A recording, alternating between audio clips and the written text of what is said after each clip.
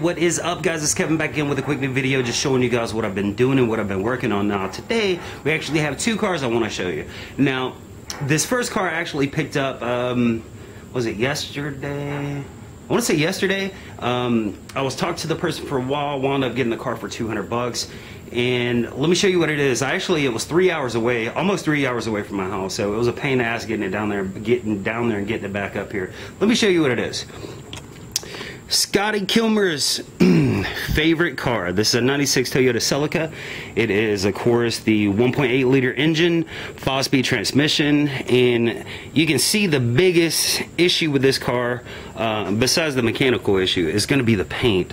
Looks like somebody hadn't cleaned this car in like forever, but I did start waxing a little bit, and you can see here that the paint is actually good.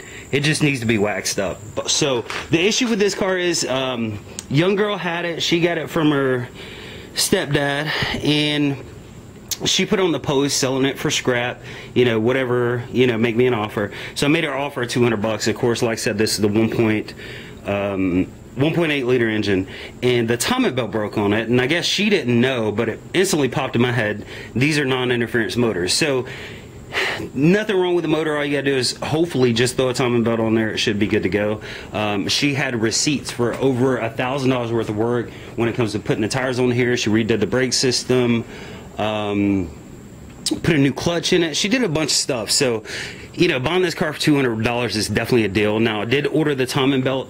It was supposed to already be here. I stopped by the auto parts place and they said it'd be here around 6 o'clock. So I'm not gonna worry about it. I'll just pick it up tomorrow. You know, screw it. But these cars are really easy to put the timing belts on, so it shouldn't take any more than like an hour, hour and a half, something like that to do it. And hopefully it runs good. Now the other thing I want to show you guys, I want to give you a quick update on the Silvia. I put the fuel cell in there, still could not get the thing to run. The injectors wasn't pulsing, so the injectors wasn't working, but the distributor is working.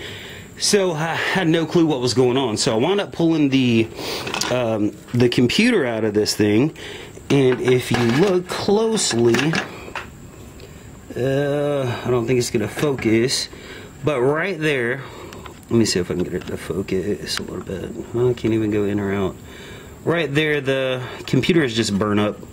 So I've been looking for a used computer, and I can't find one, of course. So anybody that knows where you can get a computer for one of those cars with the CA20E engines, let me know. This is the next thing I want to show you guys. Now I picked this thing up for $240.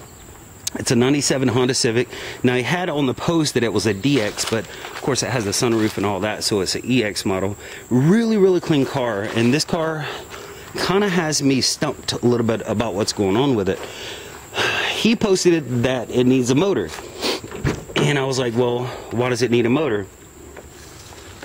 He told me, well, the car runs great until it warms up, and once it warms up, it starts smoking and loses power and all that. And that's true. I drove the car for about 25 minutes. I'll actually start it up for you guys. Now, check engine light is on because I unplugged the idle air control valve, and for some stupid reason I plugged it back in and the light didn't go off. But so as you can see, this thing sounds incredible. It drives incredible, shifts incredible, but the issue is it'll start smoking. Now of course, and you can see it's starting to smoke right there.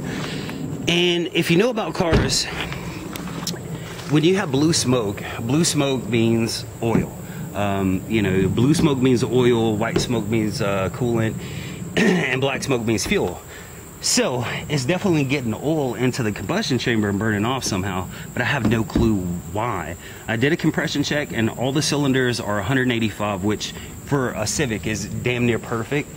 And I was thinking oil control rings, but I've never seen a car that would wear out the oil control rings and not wear the actual piston. You should be down on compression, something like that. So I'm thinking either valve stem seals or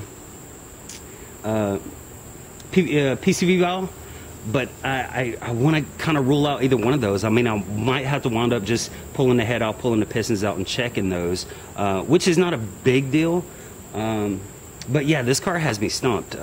When you're driving down the road and after it warms up, when it starts, well, what it does is it starts puttering real bad. You hit the gas and it's like puttering, and there will be a smoke screen behind the car. I mean, we're talking a smoke screen, not a little bit of smoke. We're talking a lot of smoke. So I want to say that a lot of oil is getting down in there.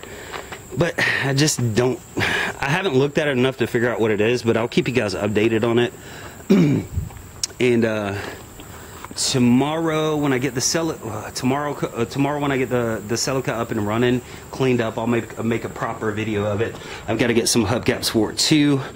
And then I'll start working on that Civic. I mean, this is just a lot easier to get up and running. So I'm going to do this one first and then start working on the Civic. If I got to put a motor in the Civic, I'll probably do that also. Just because it is so clean and the transmission, like I said, shifts perfect. It's only got 164,000 miles on it. And paying $240 for it, if I pay another $100 to put a motor in it, it's still worth it. So yeah, that's pretty much it for today, guys. I will have a video out tomorrow. Today's Sunday, so Monday or Tuesday I'll have a video out of the Celica, and then a couple days after that I'll have one out on the Civic. Talk to you guys later.